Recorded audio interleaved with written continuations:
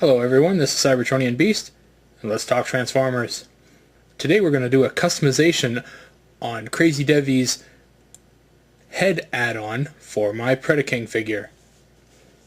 I touched on it when we were putting Predaking together, that the idea of perhaps painting the inside of the head might make the LED on the inside pop a little bit more. So we're going to take a look at that today. And I hope it goes well. I'm not a customizer of toys by any stretch of the imagination. I haven't painted a model kit for, I don't know, 12 years. So this is going to be fun. And I hope to God I don't screw this up, because this was an expensive piece, about $30 or so.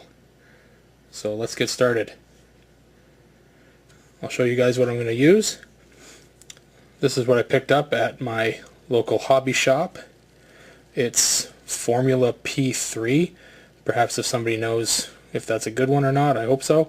The color is Thamar Black. Oh well. Anyway, the guy said it's a good paint. It's water-based, so if I screw up, I might be able to wash it off. Maybe not.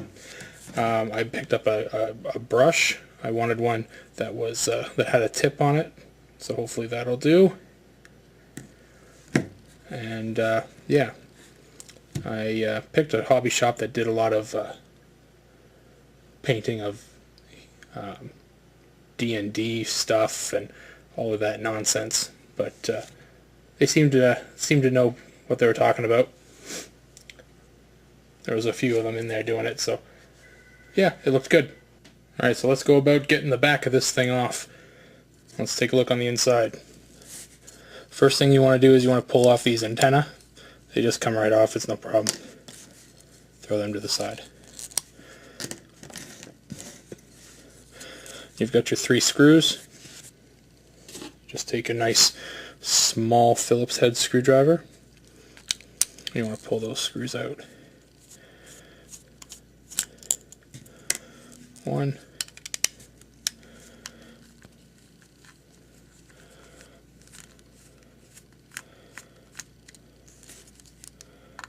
almost. Come on. Why are you playing with me like that?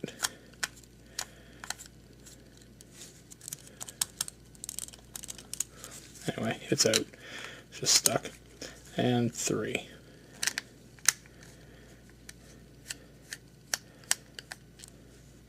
There it is.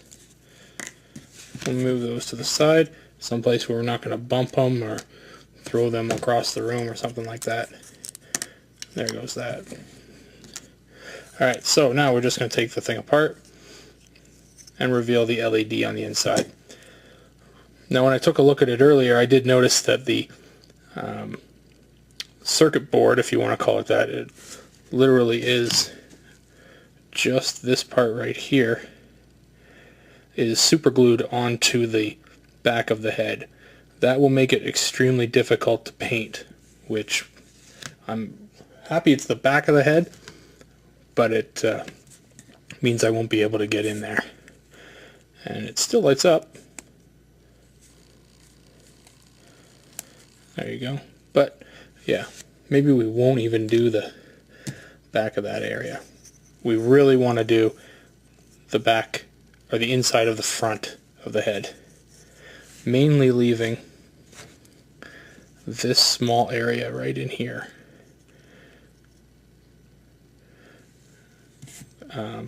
unpainted, so that it just the eyes light up. That's what we want to do. So now that we've got this opened, we're gonna paint all in here, all there, and we're gonna keep it nice and thick so that the light doesn't come through. I have no idea how long it takes to dry, but yeah, let's give it a shot. Alright, so here's the paint all opened up. Got my brush ready. Let's get started. A little nervous here.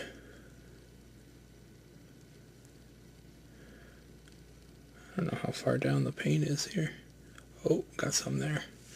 Let's just test and see how it goes on.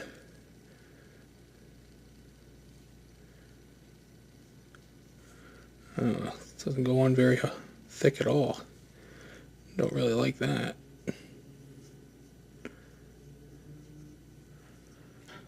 These guys that play D&D, I don't know how they do this. The guy did say it was water soluble though, so perhaps that's what he means by it being. It's an easy way of saying this is crappy paint.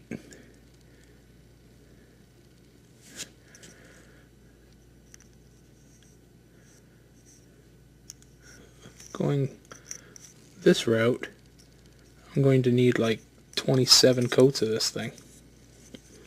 Although on the bright side, it should dry pretty quickly.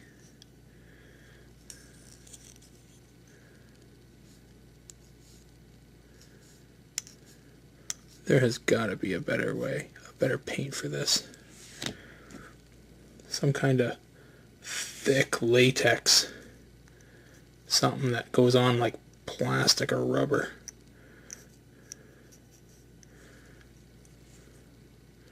This paint is garbage. Not to say that it doesn't work well for the D&D guys. You guys know your stuff. I don't need you sending flaming arrows at me.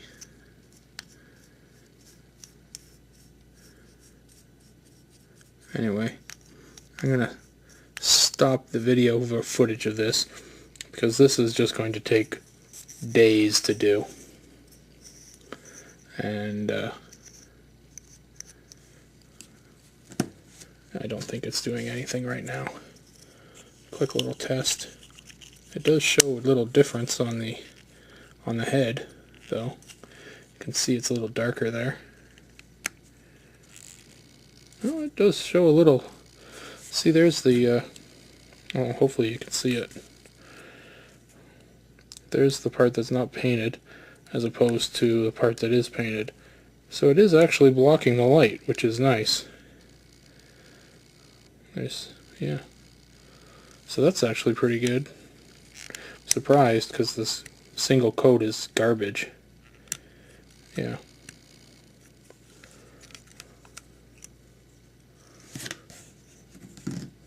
So we'll stop the video of this and I'll continue on here. See how many coats I'm going to need of this thin little water-based crap before it actually does anything worthwhile. And yeah, I'll update you when I have something worth your attention. Talk to you later. Okay. Coat number 1 is done, and that inside mask part there, right in there, that was a pain in the butt to do. But let's take a peek and see how it looks. I have a feeling I'm going to need a second coat. Like you can, I don't know whether you can see it on the video, but you can see a difference between the two plastics because of the black paint underneath. So I will need to do the back anyway. So there it is. You can't see the light coming through with just one coat, and that's what I wanted. But the mouthpiece of the face mask is still a little bit light, and I'll have to fix that still. But it's doing what I wanted it to do, and I'm really happy about that. Even though the paint was crappy, or is going on crappily. Anyway, I'll continue on and continue to update you on my progress. Talk to you later. Alright, so here we are with an update. I've put about 5 or 6 coats on this thing, and it still shows through. I'll show you what I mean here when I put them together. turn it on. It definitely can still be seen through. Not even close to as bad as it was, but not what I want. So I'm going to take some drastic measures here, and I'm going to pull out an old school paint that I have had for years. This one is called Valspar, and it's called Liquid Plastic Colors White Gloss. It's a white paint, but I have had this for years and I hope it's still good. Let's see if this thing will even open.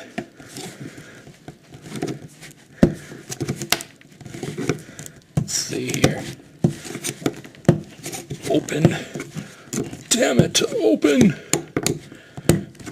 See what I did there? Huh?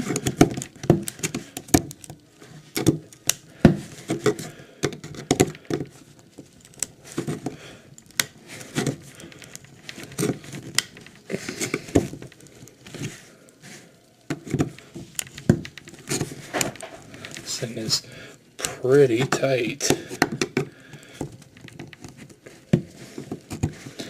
I used to paint stuff when I was a kid, but oh, got something here. There we go. Alright. How's it look? Still looks paintable. Still resembles paint. Let's give it a try here. Definitely is not going to come off the brush as easily as the water-based stuff. But like I said, this is drastic measures here. I want some results. So I'm going to put away the camera and I'm going to start painting this and see how it goes. Alright, I'll be back with an update soon. Last time I updated you, I was painting the figure, or painting the inside of the head. So let's see where we left off there. So there it is, there, all painted black. The only part that isn't painted is the inside where all of the batteries and electronics are. I just didn't want to get all crazy with that. Plus it's on the back of the head, so I didn't really care all that much. But I did get all of the other spots that were orange plastic. On the front of the head, I continued to paint with some white acrylic paint. This stuff was literally called liquid plastic, and I was having an issue, and I'm still having that issue. I'll show you when I put it together. The back of the head, if you can see, I'm going to turn off the lights here and hopefully you can see a little better. There's one and there's two. You can see the light coming through. Now this is the part of the back of the head where I didn't paint. You can see the rest of the head that it is solid. Now I turn the head around and I can still see a fairly significant amount of light coming through the face of the Predaking head, and that's what I don't want. I literally only want it coming through the eyes, and I have put at least 5 layers of black on there on the front, plus now 2 to 3 layers of the white acrylic on, and I'm still getting the light shining through. So what was I left with? What are my options? Well, I went to TFCon after I did all this, and I met up with a gentleman there who goes by the name Nemesis Predaking, and he is one of the top customizers in let's say North America, because I don't know what goes on across the pond there. But anyway, I chatted with him a bit, asked some questions, and he first of all, he mentioned just take the electronics out. And I said, well, that's not what I want to do. So anyway, we had some discussions, and we settled on stick tack. This is plain Jane, run-of-the-mill stick tack that you can find almost anywhere. I picked up my large amount of stick tack from Staples here in Canada. In the US it's called Office Depot, but yeah, you can get it pretty much anywhere. Since it's back to school time, I'm sure grocery stores have it, I'm sure dollar stores have it, I'm sure anywhere has it. I just wanted to make sure I got some good stuff. So yeah, I picked up some of this. This entire pack I think may have costed me $4. So anyway, he said that running some stick tack along the mouthpiece, so the part that is bleeding the light, will seal it up, and it's obvious that that will work because it's thick, and it'll do it. So let's give that a try, because I'm getting sick and tired of having this not work for me. Plus, it's not paint, so if it doesn't work right away, I can always get it out of there. The problem is going to be getting it into these small cracks, which I may just use a screwdriver for.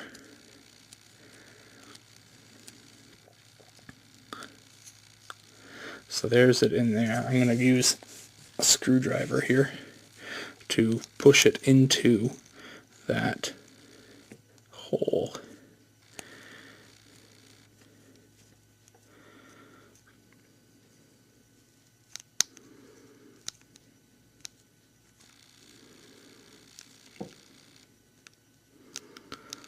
Also, during the painting that I was doing, I have managed to get some of the acrylic onto the eye part that I didn't want to do.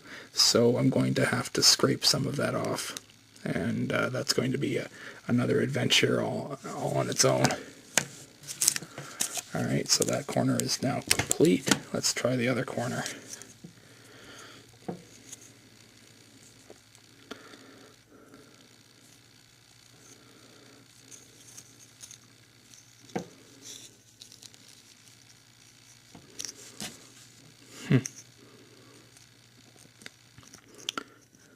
So honestly, I don't care what the inside of this head looks like.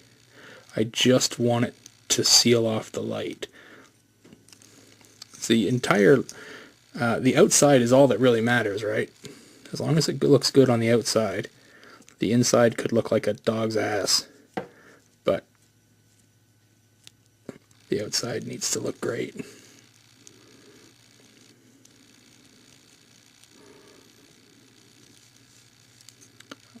Alright, that is a really rough job there.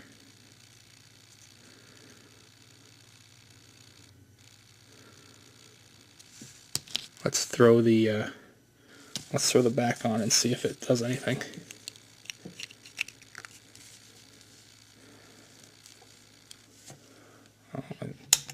This 1, 2. Definitely better. It's not bleeding through the bottoms anymore, because before it was coming through here. I want to close off this part here, so I'm going to have to raise that that stick tack up a bit. But you can probably see on the camera here that I have got some acrylic along the top of the light, or top of the eyes, so I'm going to have to deal with that.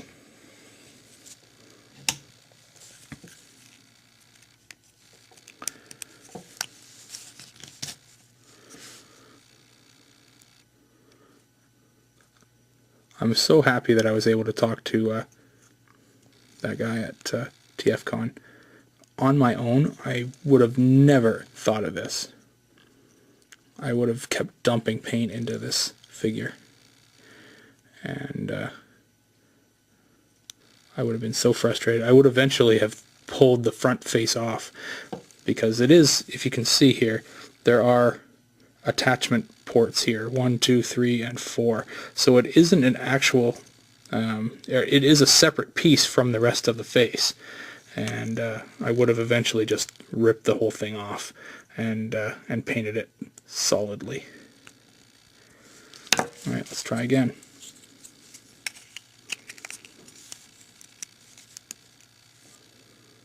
Oh, I think I went too high there, because I can already see it coming through the eyes. Definitely looks better.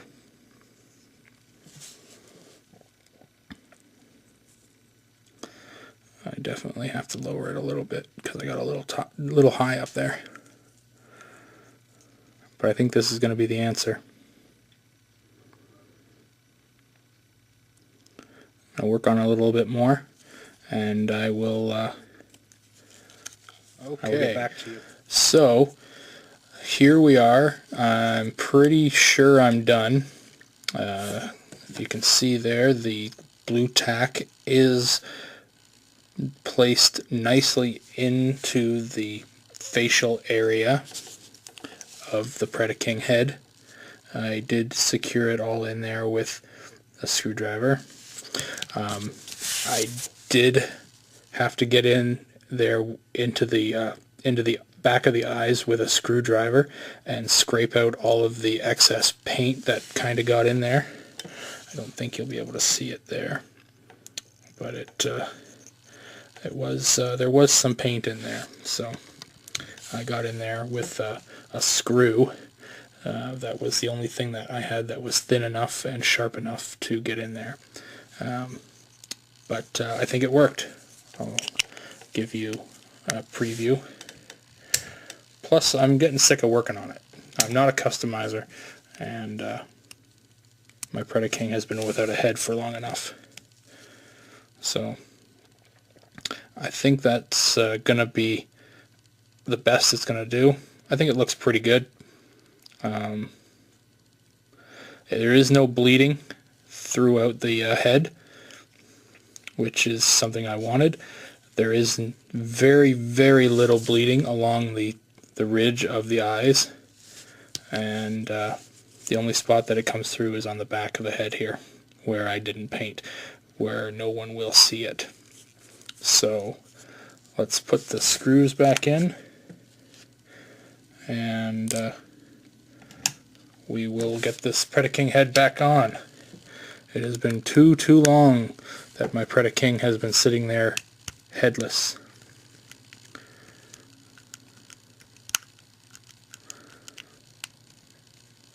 So we've got that there now. Those are all good. Let's put the antenna back on. There's one.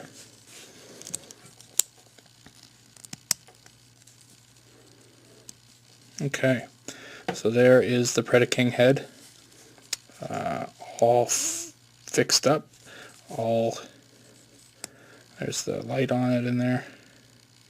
Let's get it back on Predaking. All right, so there's Predaking now with his head, and as you can see, the pose I've got him in, he is holding Optimus Prime in his hands.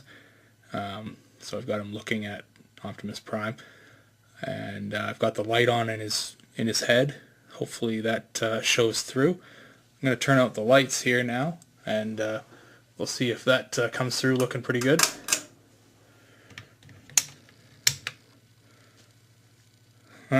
All you can see is the light from his face, but still, I think that's pretty cool.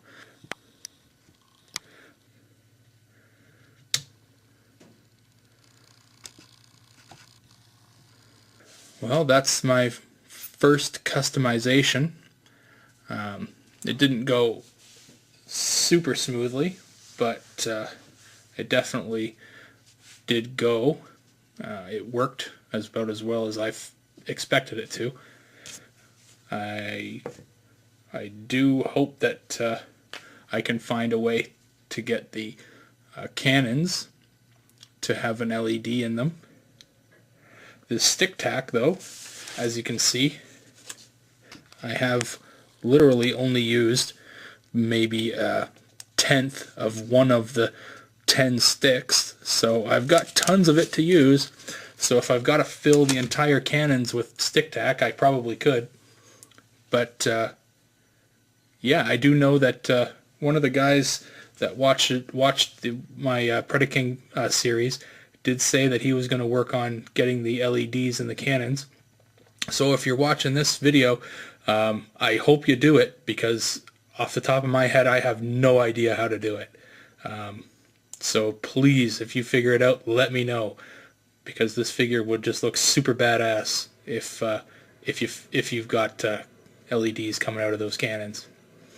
Anyway, this is Cybertronian Beast, saying I'll talk to you later.